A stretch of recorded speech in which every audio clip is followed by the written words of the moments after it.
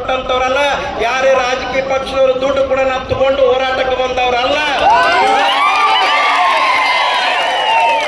ಹಾಗಾಗಿ ಅಲ್ಲೇ DC office ಮುಂದೆ ಕುತ್ಕೋಬೇಕು. ಈ ಜಿಲ್ಲೆ